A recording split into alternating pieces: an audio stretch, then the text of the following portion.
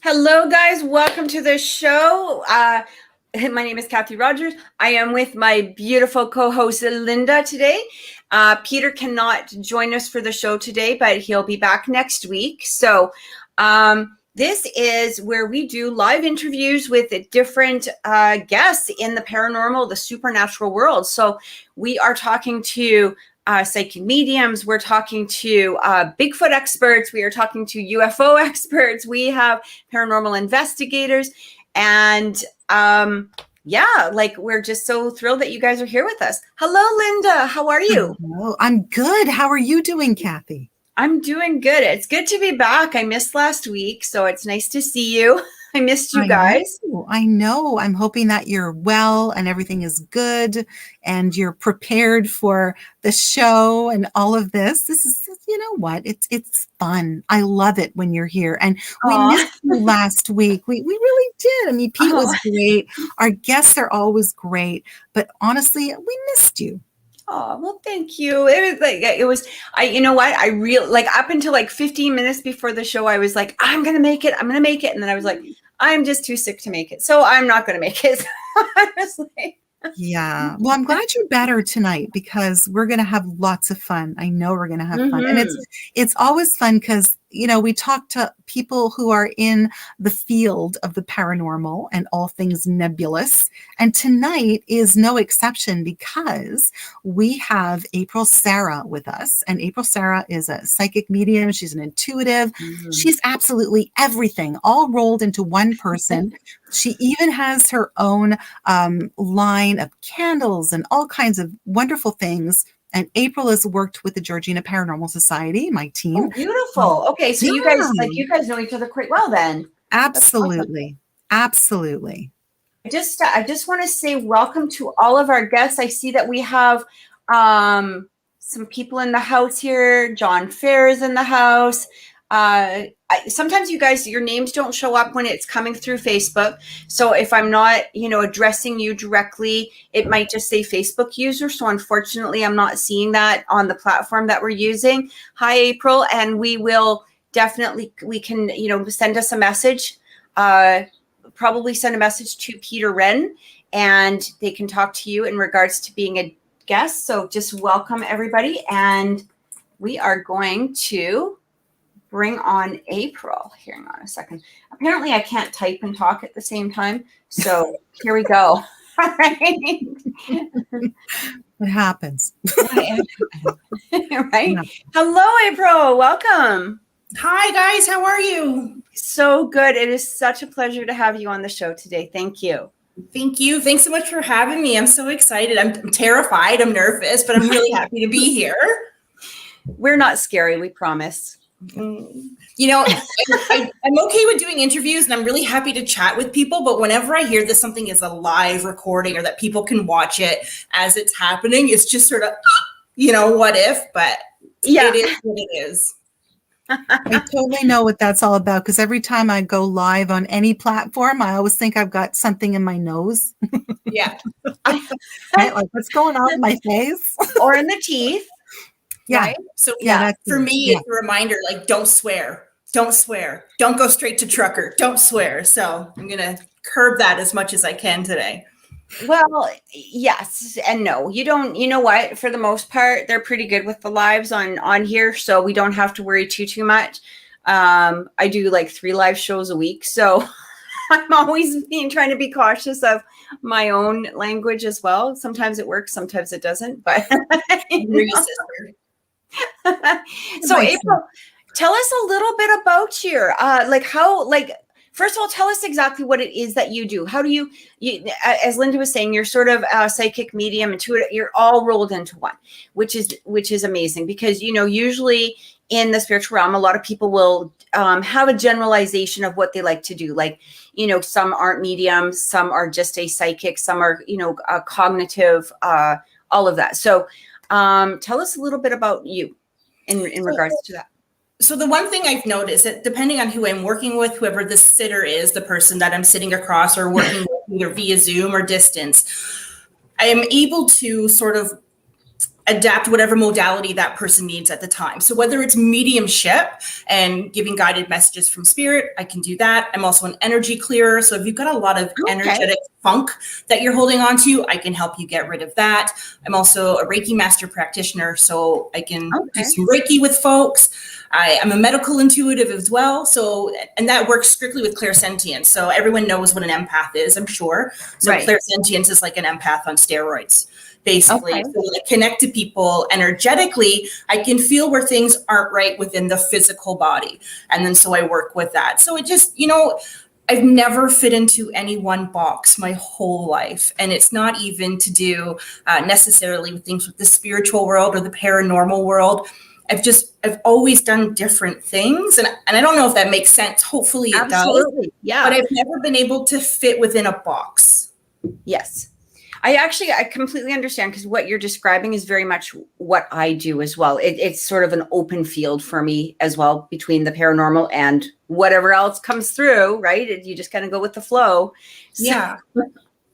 And I find that it doesn't matter, whoever you're working with, no sitter is the same.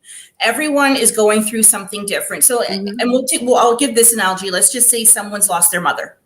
Okay. I will never know what it feels like for that one person to lose their mom. And if I'm reading for another person that's lost their mom, it's going to feel different for the two of them. So everyone is completely different, and everyone's energy molds completely differently. So I can't just do one modality for someone, because everyone's different and everyone needs something different depending on where they are in their life. Absolutely. Absolutely. It's never a one size fits all sort of thing. No, it's definitely not. And I think it's important too. And I know Lynda does this, and I'm just getting to know you, Cathryn, but I think as you go on, you do this kind of work, it's important that you evolve as well as a practitioner for whatever that modality is. You have to consistently learn and try new things. And it's okay to goof up sometimes and to be wrong and to learn from that. This is one of the things that I love about this show. And Lynda and I had kind of touched on it a little bit last week, or not last week because I wasn't here, the week before, where I said, like, I feel so humbled because I've always been so much into kind of myself. I mean, besides the team, but my own work has been within me. Like, it's just been my clients doing what I needed to do. And when I'm meeting these amazing guests that we have on, like yourself, it's such a humbling experience, because you're like, I'm not alone. It's that I'm not alone. Or, it's fascinating to hear how somebody learned or went through or discovered their talents, their gifts. So how did that happen for you? So as early as back as I can remember is age 4. And what happened was my mother's mother passed away. So my grandmother passed away. Okay. And we lived in this really cute, tiny apartment in Toronto. And I remember standing in the kitchen, and I remember this like it was yesterday, and I'm super old now. So like, this is how long ago it was. Ever. But so I remember her off so that she can, I remember my mom was crying in the kitchen. And I just looked at her and I was like, what's the deal? I'm like, it's just your mom, right? Because when you're 4, you don't get it. Right. You don't understand the concept of death, right? And she kind of looked at me and I said, it's okay. Besides, grandma's and me now anyway. And like, I remember that like it was yesterday. And so that's really my earliest memory of in this physical world of things being kind of different.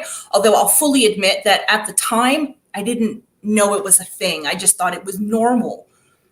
Do you know what I mean? So like, it's almost like, because it started at such a young age, I had to grow with it and learn from it. It's not like I researched it and I knew all about it, and all of a sudden I had a spiritual awakening in my 20s where I was able to understand consciously more what was going on. It was just, okay, this is normal life now. Yeah. That's really interesting, right? I mean, a lot of people say that, Kathy and April. It's so true. They always say, when I had the first experience, it was just matter of fact. I mean, what you see is what you get. And that's a really interesting thing. And I find that a lot of people who have that experience, you're right, April, they kind of grow with it. I mean, it's not to say that people that don't have that experience and that come to their abilities later on in life, that they're any less, able to do what they do. That's not what I mean. But it's so true that when you're young, you just take it for what it is. It's really, it's just intrinsic knowledge. I remember going through something similar when I was young. It was like, for me, I couldn't figure out, like, how come you guys don't know who's on the other end of the phone? Like, I thought it was weird that nobody else figured it out. I was like, how do you not hear the phone? Like, how do you not hear who's on the phone? How do you not see this? Or how do you not know this? Like, it's right in front. So was it similar to that with you? And so my mom's side of the family, so obviously on the maternal side, there's definitely abilities there. Right. So I kind of got hit with both ends. So later in life, as an example, I found out that my dad's father, so my grandfather, the paternal side, came from a line of spiritualists. But I didn't know this until my grandfather died. So when I found that information out, it made more sense for things that I've experienced chronologically leading up to. So, never mind the whole, the grandma in me now. When I was younger, I would see ghosts. I would see spirits all of the time. I would be able to sense energies, walking into a room and just knowing this is a scary place. And not that I saw something on TV and it was scary. It was just energetically, it wasn't right for me. But from a very young age, I was able to do what most people would refer to as healing hands. And so I would know if someone wasn't feeling well, and I would know where to put my hands on the body. And that came from my grandfather's side. But I had no idea where this part of me came from until quite literally 15 years ago. Oh, wow. Yeah. Oh, wow. So how was that discovered? So when my grandfather passed away, I was talking to his daughters, my aunts, and they said, oh, your grandfather was a spiritualist. I was like, well, what do you mean? Like, explain, because my brain just exploded. And then they went into detail how we come from a very long line of healers. And so I'm trying to find out more information about that. So the kicker for me is my dad knows everything I do, and he's totally open to it, as much as an old stubborn British man can be. But he doesn't talk about it. Really? Right? He can't. He doesn't tell me anything. So I rely basically on his sisters to give me like tidbits of information here and there. Okay. Does your dad have this gift as well? My dad and I are as thick as thieves, and my dad has this ability to calm anyone down. So I would say, he definitely does have some abilities, whether or not he wants to acknowledge them. He doesn't actively work with them, but, and don't get me wrong, on the same token, as quickly as he can calm someone down, he can fire someone up too. But my dad is just like this big booming guy that just has this ability to, when you're freaking out, bring you right back down. And it's not with anything huge. It's just sometimes it's with like a hand on the shoulder. Sometimes he just looks at you, but it just brings you right down. Oh my God. What an amazing gift. And what about your mom, on your mom's side? So did she have those abilities as well, or? My mom definitely has intuitive abilities, but she does not use them. Okay. Yeah. Okay. Some people don't. They don't feel comfortable. Yeah. That's so true. But Apryl, you do other things. I mean, you have a real love for things like crystals. How did that happen? Was that sort of organic as well? So I always say my mom was a kitchen witch, right? Because I was the kind of kid, I grew up in the 80s, right? So I was the kind of kid that you can't sit in front of the TV unless it's Saturday morning and you get that couple hours of cartoons. Is you're outside and you're exploring nature. So I was always playing with rocks. I was playing in the creeks, looking for fairies. If we had like some kind of cut or ailment, my mom would bust out the essential oils. I remember getting a bee sting when I was younger, and they take the mud, they pack it right on the bee sting. Like, these are things that that don't get practiced on in time. Right. So it was sort of always a natural thing for me. I've always collected shiny rocks or pebbles or anything that just looked magical. And that really just stemmed into a passion for these gifts that come from Mother Earth. I love that. Well, okay, question then.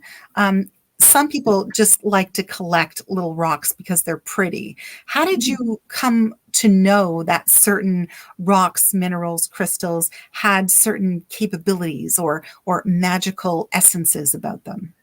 So starting at a younger age, now keep in mind it was the 80s and it was a totally different time. I remember being, 6, 7, 8 years old, getting on my bike and going to the library. And when you walked into the library in this little town of Aurora, you could go down and to the right where the kids section was, or you could go up into the top where the occult section was. And I would just look at all these books of pictures because I'm 6 years old. I don't understand what certain words mean.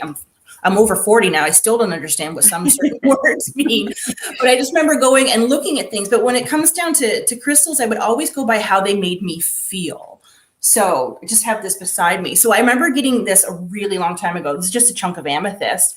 And I remember when I got this, it instantly made me feel nice and calm. And so, researching later in life, amethyst is a natural tranquilizer. So if your vibration is here, it'll bring you right back down to a more sustainable level. Hopefully that makes some sense. Oh, yeah, absolutely. Absolutely. It's actually funny because I make crystal organize. Oh, beautiful. So it's all like crystal with natural elements inside of it. So that's the thing. I have them everywhere in my house, and it's like it keeps me sane. Yeah, I've actually got a little mini one beside me here. For the solar plexus chakra. So I kept that close today because it's like, okay, I might need a little oomph for some solar plexus energy for tonight. So I keep this close. I love that. I love it. I love the fact that people are doing these amazing things with the crystals. It's not just this, rock sitting somewhere. Like they're being inventive, they're being creative, and like that solar plexus, that's beautiful. What rock is that? What is that? What crystal is that? It is citrine inside. I know it's very, can you see? Wait, I don't know how to do this with my fingers in this camera. There we go. There you go. It's beautiful. So really it is heat treated amethyst inside because citrine is never this yellow naturally, but that's a story for a different day. That's gorgeous. So how did you, when it came to the paranormal, was that a natural progression, or was it something that you had an interest in, or were you just asked to, go on cases? How did that work for you? So I'll give you a little bit more backstory, I guess, just so people understand how I ended up sort of where I am now. So growing up, I would see spirit, communicate with spirit. I would feel things in people without them telling me. And I also had that unfortunate, and I say it's unfortunate because it's energy I don't want to carry. I would know when people's time was up in the physical realm and they would be going to the spiritual world. And that's just not an energy I want to carry now. So I do have an agreement with the universe, so we don't do that. But this was all normal to me growing up. And I just assumed that everybody could do it because I wasn't told otherwise. Now, we all know that everyone has intuitive abilities on this planet. Anyone can hone their intuitive skills. You just have to work at it, right? It's like baking a cake. If you don't know how to bake a cake, you get the recipe book out and you might have to follow it point by point, right? But if you don't bake a cake if you only do it once a year, you're always going to have to go back to that instruction book. But if you bake a cake once a week, then eventually it's just going to kick in. It's the same thing with intuitive practice. But when I was about 17, I was dating this guy whose name I won't mention because he was a real Richard. And I remember we were hanging out at my house and he had a really bad knee. So I was just sort of hovering over his knee. And I'm like, what did you do? And he goes, what are you talking about? I said, what did you do to your knee? I'm like, it is swollen, it's sore. And he's wearing pants, right? There was no hanky panky in my house. And I was 17. I had strict parents. And he just looks at me and goes, are you a freak? I thought, well, maybe, I don't know. And then, I was telling him about things and he's just like, you're psychotic. And it's just almost like a light went off. And I thought, oh my God, am I schizophrenic? Like, am I strange? Like, can you not do this? And then it was almost like part of my brain exploded and then my heart sank down to my feet. Because I thought, oh, there must be something really wrong with me. Oh. Really wrong with me. And a lot of people, I think, get misdiagnosed with schizophrenia and other mental illness disorders because they don't realize that it's intuition, or there might be clairvoyance or, claircognizance. They don't realize that it's this kind of thing. So I literally thought as a teenager that I was clinically insane. Right. Wow. And I begged and I prayed for it to go away. And when, if you picture yourself having like a 24-hour a day panic attack where you're just kind of sitting and rocking and hoping it would go away. I thought, this is going to have to go away on its own, or I'm going to have to make it go away by my own hands. And without getting into great detail for that, because I don't want to upset or trigger anybody, I think we all know what that means. Yes. So I was very fortunate that the universe did listen, and they shut it down. Okay. They shut it down. And it was a couple years of deafening silence. Wow. There was nothing. I couldn't have predicted my way out of a wet paper bag with an X on the side. Like I had the intuitive ability of a garden rock. There was nothing. It was just dead zone. Did you find that hard though? Because that would be like taking away a part of your body. It was Like, debilitating. honestly, yeah. It was debilitating. I'm just thinking that'd be like losing a limb, you know? Yeah. It was really, really hard. So, I would be a liar if I didn't say at first, hallelujah, it's gone. Right. But then after a couple of weeks, it was, well, where'd everybody go? Why can't I feel what's happening here? Why don't I know how you're feeling? Why don't I have just sort of like, why doesn't my physical body react the way it's always reacted when I walk into places, getting that energetic result? So we'll fast forward a couple of years, and I started my first grown-up job just in an office as administration work. And there was this receptionist working there, and I'm dear friends with her now, so I'm allowed to tell this story. It's a general rule, and you're probably the same way. If you do a reading for someone, you don't tell information from that reading. That is not your story to share, but I have permission for this, so it's okay. And I remember, so this woman started, and I took one look at her, and I'm like, oh, you suck. I do not like you. I do not like you at all. And she'd been there a couple of weeks, and I did everything I could to avoid her. And then finally, one day I went up to her, and I was like, I have to tell you something, and you're probably going to think I'm psychotic, but I'm going to tell you because I'm hearing things, and I just have to let you know. So I started channeling her mom that had crossed over, and gave her a bunch of information about that she was able to validate. And it's almost like I feel that I didn't like her at the time because she was opening up sort of the floodgates. It was coming back. I'd been given this rest, and it was time to work with it again. So thankfully at that time, this woman that I refer to as my aunt now, her sister was a very well-known psychic in Toronto. And so she helped me quite a bit, just, learning how to protect myself, learning how to not be open 24 hours a day, which is what I was my entire life leading up to the shutdown, right? Because unless you're trained, you don't know how to turn it off, right? You can sit there and say, shut up, but that doesn't necessarily work. Yeah. So fast forward through that, I worked in insurance. And so funnily enough, when I look back at it now, I always sort of worked for spirit because I used to process life insurance claims. That when people would cross over, I would be dealing with their family, and I would learn about them, and I would help them with the healing process, right? Being an empath, you're able to help through the phone. And I would remember having like these long conversations with folks. And it just just felt natural, and it didn't really seem like anything. Yeah. And then, later in life, I just thought, okay, maybe I'll branch out and I'll do the psychic thing full time, or maybe I'll start a business and do something full time. But you also need continual income. So it's just, no, I got to work. And I came from a family where very hard workers, you have a job, you stick with it. Well, until 2017, when I was literally kicked out of the industry I was in. And then me, the psychic, went to a psychic, and I was like, I don't understand. Like, why do I not know where I am in this world? And she just looked at me flat. She goes, because you're supposed to be doing the work I'm doing right now, and you weren't listening to the universe. So I know that was a huge long babble, and I hope I didn't lose everybody that's watching, but hopefully that makes sense. So, fast forward a couple more years, I met the love of my life. I ended up moving 45 minutes north. The girl that said she would never live more north in the town of Newmarket, which was 10 minutes away. Here I am in the sticks, and Lynda can attest to that because we don't live too far from each other. And I remember I came out of the woo closet right away because I thought, oh, okay, well, if he's going to think I'm nuts, I might as well just tell him now. And I remember we were driving in the car, and, I told him, and he said, well, just because you can and I can't doesn't mean it's not real. So I thought, okay. So this is like an enlightened individual right off the bat. Good for him. Yeah. So I was like, okay, you're cute and you're a keeper. So then we ended up getting married. And then after that, I just said, okay, babe, it's time. I need to do this full time.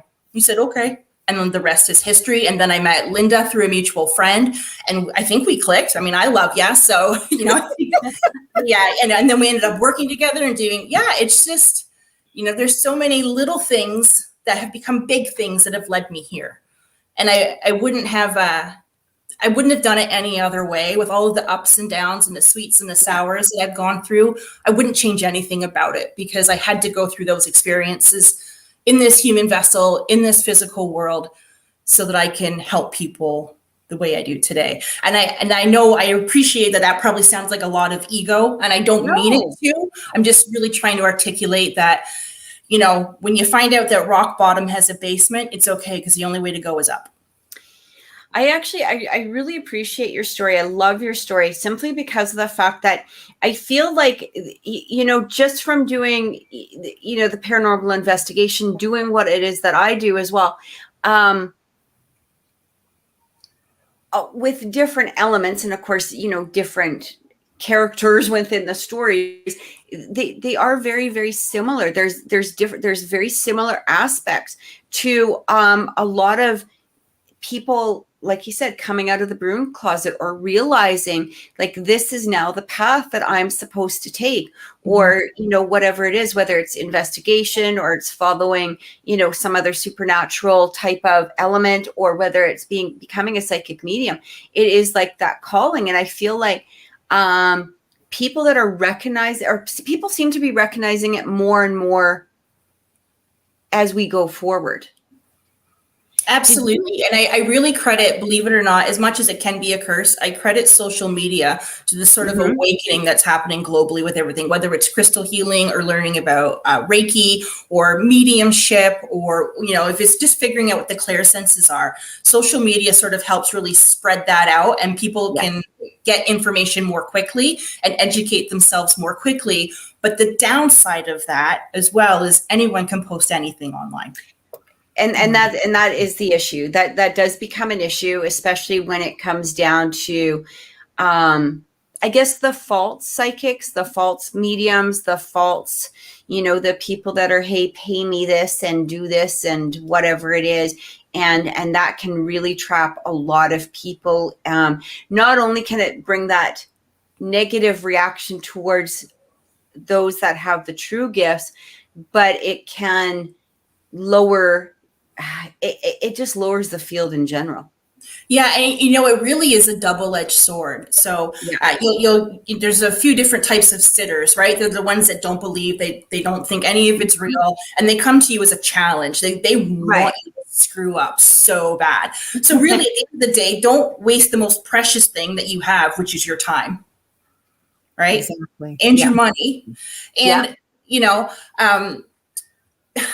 it's depending on who you're sitting with. You can give them a wonderfully beautiful channeled message, but if they're not open to receive, then they're going to say, well, that was crap, that sucked. And then you do have those in the industry that are just out to take advantage of people's vulnerability, because a lot of times the people that come to see me are in a very vulnerable position. So I believe I have a responsibility to treat, speak with truth and integrity and be authentic with my words. I will never, ever make up something just to make $1, and you've probably experienced this too. You'll get the people that'll come to you and say, well, if this is a gift, why do you charge?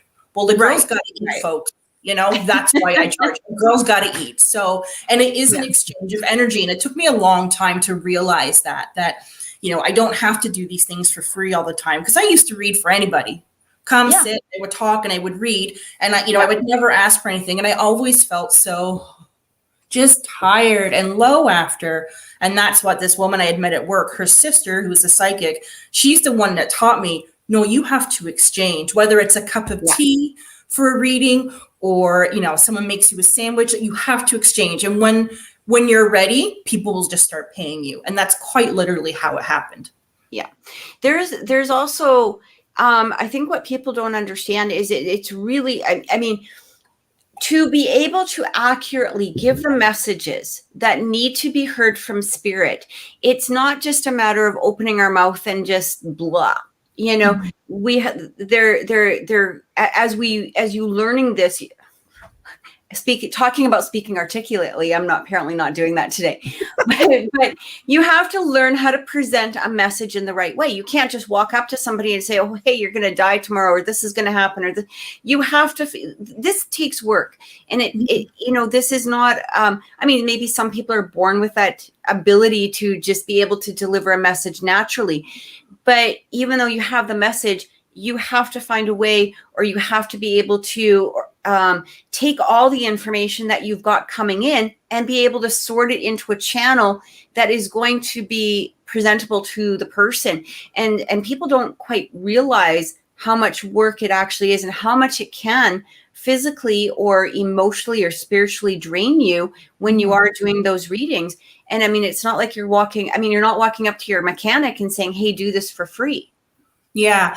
And it's, so one thing I do, and you might do the same, when I'm reading for someone, I don't like to be led. So I don't want information. If you're going to sit at my table, I don't want to know anything. Don't tell me. And I'll never ask for more information as I'm reading for you, but I will say, does that resonate? Can you work with that? I always say, does that make sense? And that's my phrase is, does that make sense? So it's probably, I'll say, does that make sense? But that's like that invitation from spirit to be able to deliver a stronger message. Yeah. And, and I don't take, well, maybes. I either take a yes or a no. And there's no in between. There's no gray. It's like, yes, you can work with that, or no, you can't. And if the answer is no, it doesn't mean that I've screwed up. It just means I'm not saying it properly. I'm interpreting it one way, and I have to say it in a different manner. And hopefully that makes some sense. I don't know who's watching right now, and if you've ever had a psychic reading, or if you've ever been to an intuitive. What I will say for anyone that's watching, who wants to go to a psychic, not necessarily me, but they just want to go. If you're told to give your history before you go to a reading, do not go. Okay. You should, any credible intuitive should be able to give you something that you can validate. Yes. Yeah. Right. I agree with so that. That's very important. And if you ever go to a healer or anyone within the spiritual line of service, if they say they know everything and that they can fix everything, my words to you are, take your money and because I've been at this since I was 4. I'm 41 years old. There you go. I'm old as dirt, and I am still learning. Yeah, it's true. Right. I'm still learning. The universe is infinite. There's absolutely no way I can know everything. I know a lot in the time I've been doing this, but there's no way I know it all. Yeah. So if you ever meet someone, folks, that says, oh, I know this and this and this and this and this, and I can fix this, give me $1,000 and I will fix this in your life. Nope. No. But also when you're reading for somebody, it does become, after the initial read, it does become a dialogue between you and that person. Yes. And you're able to sort of add to that dialogue and give answers. And I think that's important too, because you know yourself, you get the people that come in and they come in with their arms crossed, right? Sal, read me. Yeah. And that's fine. But you also have to explain to people that it is an exchange of energy. And if they're going to be completely closed off, there's no way in hell that you're going to be able to permeate that shield that's around them. And that's a hard thing when people go to you and they're skeptical. I mean, how do you deal with somebody, Apryl, who comes to you going, yeah, whatever? And so I've experienced that a lot in my life. And it's usually from a group of folks that practice a certain religion. And I'm not going to go into great detail, but I find that when there's a strong religious background, that's when they're sort of like, you're the devil and I'm not telling you anything, but I'm going to sit here to see what you can tell me. Yeah. And so I have, because anyone that's had a reading for me, they know I call a spade a spade. I am very blunt. I will just say, do you want to be here? Good for you. Good for you. I like that. Yeah. Here. And I'm not rude. I don't swear at them. I don't throw things. It's just like, do you want to be here? Because if you don't, I will never force anyone to sit across the table from me. If you have other things you'd rather be doing, go. Because I assure you, I can fill my time with things I have to do. Whether it's talking to someone else, hanging out with my cat, or vacuuming, like there's always something that I can do. So I will say to someone, do you want to be here?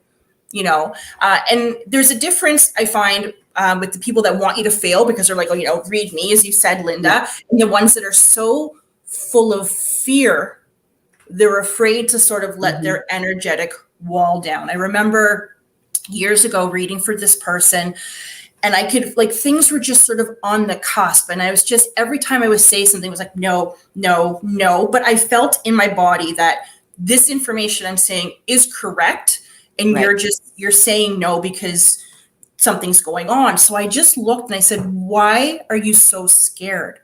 And their immediate answer was, I'm afraid the information you're giving me is from the devil. And they were very religious.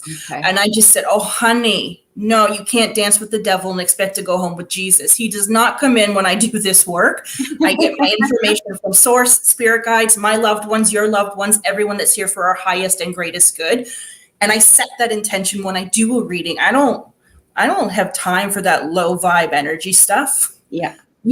But so as soon as she said to me, I'm afraid this information's coming from the devil, coming from a demon. As soon as I assured her that it was not coming from a place of dark, everything just flowed. It was like the traffic jam cleared and it was like speeding along the highway. Do you ever wonder, like, why they're coming to you in the first place if this is their belief? I find a lot of people need help. And they don't necessarily get the help that they need from those in their inner circle. If they're grieving, they may not be able to unload their grief on someone that's also grieving with them, say a family member or a friend. So sometimes it's just good to seek out a third party that really is sort of like not partial to what you're going through, so that perhaps someone else understands what they're needing at that time and isn't in their immediate circle. It's almost like a form of closure. It's a form of therapy, really, without having the designation of someone that's gone to school for 10 years to be a therapist. Yeah, so when you were a kid, like growing up, because you said that you really had that realization as a teenager that not everybody was receiving the information that you were. Did you find that going through elementary, junior high, that did kids look at you funny? Did that gift come through while you were in school? Did you did you have to deal with that? I ask because it's interesting, because my son is very highly intuitive, or more so when he was young and more open to it. And now he's like, I'm a skeptic, whatever. But he's not, you know what I mean? But he dealt with a lot of that as a child growing up, where he was seeing spirit and people that had passed over. And I wouldn't say he was ever, criticized or anything like that, but it did scare some of his friends, when he's saying, I'm sorry that you got into trouble last night, or I'm sorry that this happened to you, or, and bringing up some information that there was no way for him to know. And it was terrifying for other kids because of that. Did you experience any of that? Oh yeah. I used to get in trouble a lot, and not necessarily with my peers, but with my teachers. Because I remember, teachers would come in and I would just say, why are you having a bad day? Well, I'm not. Well, yes, you're having a bad day. I'm not having a bad day. Go sit down and be quiet. Well, no, not until you tell me why you're having a bad day, because, I was just like, I could feel it. So I used to get in a lot of trouble with that. When it came to spirit, I wasn't so aware that what I was seeing was spirit when I was a kid, because I just thought it was normal. And so the example I give everyone is I'm sure everyone, 100 years ago when we could go to a shopping mall before all this world stuff happened. But you see, like, at Christmas time, the mall is packed. Yeah. Tons of people. Right. How many are spirit? Right. Yeah. Yeah. Right. Because guaranteed they're not all physical bodies. So that's sort of like what it was like for me as a kid. And I could tell the difference, but I didn't really know it was a thing. And I don't know if that's really making sense the way I'm trying to explain it. But it was more so when I was younger, my empathic abilities that really got me in trouble, and when it came to my peers, I remember there being this one boy, and I said to him in grade 3, I said, I'm really sorry your dad hit you. I didn't think you were that bad, and it was just like, you're dumb. And then, you get bullied, because then you become like this freak and this geek. And so I did get bullied a lot in school, but on the same token, people talk to me. They would just open up and talk to me, right? So it was just, and when you're younger and you don't know what all of it means, or it's a lot to process, because people are unloading all of this information or sharing with you, and then they're telling everyone what a loser you are. So it's like, well, why don't you like me? Because I feel that you do. And so that was really, really hard growing up. It's like a contradicting information that you're getting at that age. Yeah, it's almost like everything, all my friendships were unrequited almost, because it's like I could feel one thing, but then their actions were different because they would be embarrassed or nervous, or they wouldn't be able to consciously understand. And it's, when you're kids, you got enough going on growing up, right? Never mind having to deal with the brown haired girl up the road that's talking to your grandmother that died in 1960. So, Oh my God. So Apryl, when you decided that you wanted to get involved with the Georgina Paranormal Society and you went on an investigation, how did that make you feel? Honestly, like it was kind of like being on Oprah. It's like, oh my God, I've made it. That's so cool. It was just really nice to meet members within the community that just accepted me for who I am. Right. And without judgment, without, can you do this? Without scrutinizing, like, how good are you? It was just like, okay, come along and we'll see how it goes, because never mind the spiritual side of it. When you're going out with a group of people and you have a common goal of obtaining spiritual information or, real life EVPs or that kind of thing, you have to be able to get along with the humans that you're with. So it was just really nice to be accepted for who I was without judgment. And so that, I think, was probably like the best part for me, that I just felt, okay, I found a place where I belong. Oh, that's so nice. I love that. Because there's a lot of paranormal teams. Oh, that's sweet. But there's a lot of paranormal teams out there who don't necessarily invite psychic mediums along with them. So, I mean, we always find that it does help in certain circumstances to have people like you with us. But some teams don't like that. And I think sometimes they might feel that there's too much information, or I don't know, there's a whole bunch of things. But I mean, I'm glad that it was a good thing for you, because sometimes I wonder, being so sensitive, being so empathic, whether it can be a little overwhelming to be placed in an environment like that. Well, honestly, so like the first experience I had with your team, I was a little gobsmacked because I was not educated on all of the different tools, and I don't even know what the right words would be, but like the machines, I don't know what you would call them, Lynda. I know what they are, but I think you know what I'm saying. I didn't know what they were. I didn't know what a spirit box was. I had no idea. So when you guys pulled out all these things, I was just kind of like, wow.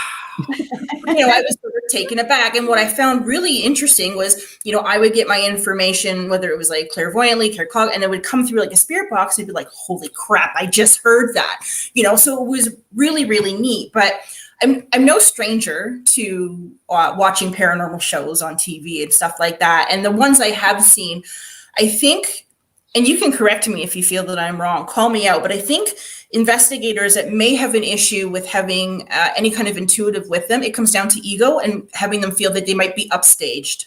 That's exactly it. A lot of it, I was going to say that at the beginning, a lot of it is truly ego. It is, because it's not only, especially if you have another sensitive on the team. I know with our team, if I was the sensitive or the medium for that case, I wouldn't know anything about the case. We had to have another case manager take care of it, or somebody else take care of it. But if you've got another medium or whatever there, and I was the one running the case, well, then of course you're staying open. You're using your intuition. You're using your senses. You're using what's coming through. But it wasn't my place to say, unless I found it really contradicting, or if somebody was just being nonsensical. You know what I mean? Like if they're telling me that there's a leprechaun running around the house named Darby, or so, like just something that you absolutely know is just not there, like it's like and or creating or making up something. But if once they found out that you were an intuitive, and I usually never let people know, like, I'm the case manager, I'm running this case, I'm staying in the background, I'm keeping quiet, I'm just dealing with the clients. there was a lot of ego that came through, and they were trying to upstage and all of this stuff. And it was very, very, very difficult to work with. Yeah. Unless you found somebody well balanced. Yeah, so I remember when we were on location, there was information that I could have read going into it, and I didn't, because I wanted to go in cold, because I didn't want to be influenced either way. And I still remember driving with you, Lynda, and us pulling up to this location, and I thought my head was going to explode. I don't know if you remember that. And I literally had to put my head between my knees, because the energy of this place was just off the charts. And I remember, almost like having performance anxiety, thinking like, oh my God, like, I hope I do okay. And I hope that, someone gives me something and I hear something, but, the voice in the back of my head just said, if it's not there, it's not there. And that's okay. So I remember being on location, we were in some rooms, it was like, take a picture over there, look over here. Okay. And that would really work. But then we get in other spaces and I'd be like, it's flat zone. I feel nothing, because I'm never going to make it up. And I did think, at the time a little, oh my God, they might think I'm a fraud, but I'm never going to lie. It is what it is. Yeah. So, yeah, exactly. And I know it was hilarious, because there's this little well-known thing about me now, because I've talked about it online, but I'm probably the only medium on the planet that's afraid of the damn dark. Yeah. I remember me walking down like these deserted tunnels. I'd be like, I'm not going first. I'm not going first. Someone go ahead of me. I'll go second. I'm never going to go first, but that was hilarious. And even with all of that, you were still very accepting. So I thank you for that. Absolutely. Absolutely. Listen, I wanted to ask you about Reiki, because Reiki is a huge thing now, and everybody's taking online courses and everybody wants to be certified. But you are certified. You do Reiki. Explain a little bit about that whole process. And as an intuitive, it must be sometimes overwhelming as well. It is. So Reiki quite literally is love. It's just love. So it's universal energy that comes down through me and to whoever it is I'm working on or working with at the time. So just the easiest way to think about it is that when you're doing Reiki, you are sending love, and love heals all, right? So that's the easiest way to think about it. So I've always done healing hand placement. When I was growing up, it was just something I intuitively knew. I started doing Reiki 20 years ago, and I've taken courses multiple times with multiple practitioners, because everyone teaches different. Right. So I wanted to see how things were. And I only very recently finished my master's, because I felt called to do so. But leading up to it was like, well, I never felt that I needed to go past level 1 or past level 2. But even, when I redid my 1 and my 2 to go to my master's, it was still a 3-year gap. With the attunements that you receive, with the energy with it, it's something I believe that takes time for you to energetically adjust to understand and to feel. And again, it's a massive, massive responsibility if you're going to do Reiki healing to someone, to make sure that you're mentally, emotionally, physically, and spiritually sound. Right. You're able to protect yourself and your patient, your client, and ensure that whatever you're going to give them is for their very highest and greatest good. So as much as you mentioned, there's online courses, they're everywhere. If I were to say that online courses didn't work, then that would be saying that distance healing doesn't work. And I know firsthand that distance healing does work, regardless of where you are on the globe. But I think sometimes, and this is not pointed at any practitioner or anyone that teaches it specifically, but a lot of things get watered down. Because it's like, take a 5-hour course with me and I'm going to certify you. And that's not what this is about. I think it's very important to have hands-on healing. Now, acknowledging that the past year has been really hard to get that, right? Because we've all been chained to Zoom. And so I think that those that may be certified online or have only ever had the online experience, I'm sure they're very capable, but I feel that you do need to have that hands-on experience to really feel what it is to have a living, breathing body in front of you to do that kind of work. Absolutely. It's like a paranormal team who never goes out, never has a case, and only watches Ghost Adventures. Yeah. And I'm really not trying to knock anyone that learns online or teaches online. I've taken a multitude of courses online over the past year, because like, what else are you going to do, right? When there's a pandemic in your home. Yeah. But I do think it's important that you need to have that personal energetic connection with someone. Now, obviously, if your client is in India and you're in Canada, then the chances of you meeting it's going to be harder. And so distance healing is a wonderful modality in that case. But even for doing readings, I can read through a computer. I 1000% prefer to do it in person. Yes. Right. Most of my work is actually online because I do work with different apps. And obviously with the pandemic, we've had to do a lot of, which in one way isn't such a bad thing. I didn't find, because I was like, oh, good. I don't have to vacuum today. Cool. I don't have to worry about that. I just log on and I get my client that way. Yeah. So for me, it was quite handy. But yeah, when you say that you can read through the computer, when you can read through or receive that training, receive that energy, you don't need to be in person. You don't need to have that close proximity in order to do this. Yeah, no, you absolutely don't. And that's, nice. Yeah. When things first, shut down and I had to sort of pivot, I hate that word now, unless it's Ross Geller and he's yelling about a couch. But when you have to pivot and, get used to doing things on Zoom, it's weird because you're like, can I do this? And it's just a different form of connection, right? So it just takes some practice.